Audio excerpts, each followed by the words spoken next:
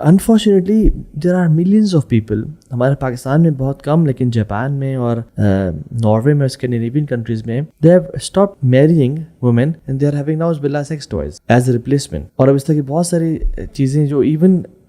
Meta میں تو آہستہ اس طرف بھی جا رہے ہیں کہ آپ کس طرح سے ٹچ اور فیل کر سکو. ویژن پہ تو یہ ون ڈائریکشن ہے نا,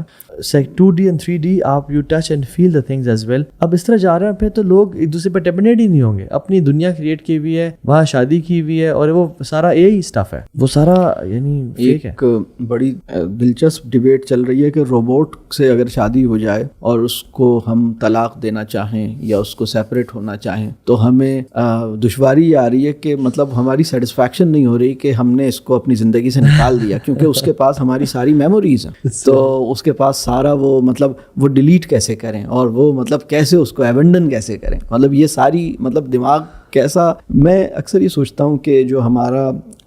دین کا اور اسلام کا جو گولڈن ایرا تھا اس میں تمام صحابی اور تمام لوگ جو ہیں وہ جس دنیا کو امیجن کرتے تھے, مطلب ان کے سامنے اگر انگور کھانے کے لیے آتا تھا تو انہیں جنت کے انگور یاد آ جاتے تھے, اور اگر ان کے سامنے کوئی باربیکیو کوئی گوشت ووشت کا کرتا تھا تو انہیں دوزخ کا انگارہ یاد آتا تھا,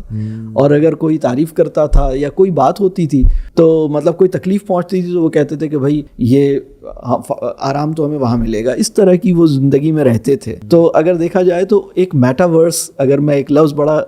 بہت ہی خراب سا لفظ ہے لیکن میں استعمال کر رہا ہوں کہ ان کی وہ جس دنیا کو حقیقی سمجھ کے اس کے اندر رہ رہے تھے وہ واقعتاً ایک مطلب ایک بہت بڑی مطلب ایک لائف ایئر آفٹر ان کے سامنے ایسا تھا کہ منٹ پہ جو ان کی دنیا تھی اس میں ہر چیز تھوڑی دیر کے بعد انہیں جنت یا دوزخ میں سے کوئی چیز ریمائنڈر کے طور پہ آتی تھی.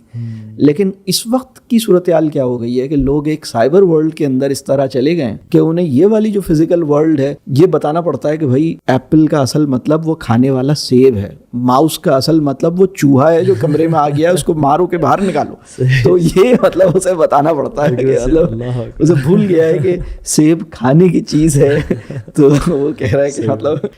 تو مطلب وہ بھول ہی گیا ہے کہ ایپل کوئی کھانے کی چیز تھی, مطلب کوئی اسے مطلب apple has new meaning now. اور رسول اللہ صلی اللہ علیہ وسلم کے زمانے میں جب کسی کے سامنے ایپل کا ذکر کیا جاتا تھا تو اسے جنت ذہن میں آتی تھی کہ وہاں ہمیں فواکہ جو ہوں گے اور مما یشتہون جو ہے, اور یہاں پر جو ہے وہ ایپل سے اس کے ذہن میں کچھ اور آ رہا ہے. اور اب تو 3 طرح کے ایپل ہو گئے, ایک وہ ایپل جو جنت میں ہے, ایک وہ ایپل جو دنیا میں پھل والے کی دکان پر ہے, اور ایک تیسرا ایپل جس نے مجھے ایک الگ قسم کی دنیا میں ڈالا ہے. تو اب مطلب 3 دنیایں ہیں اور 3 ایپلز ہیں. تو اللہ تعالیٰ ہمارے لیے آسانی فرمائے.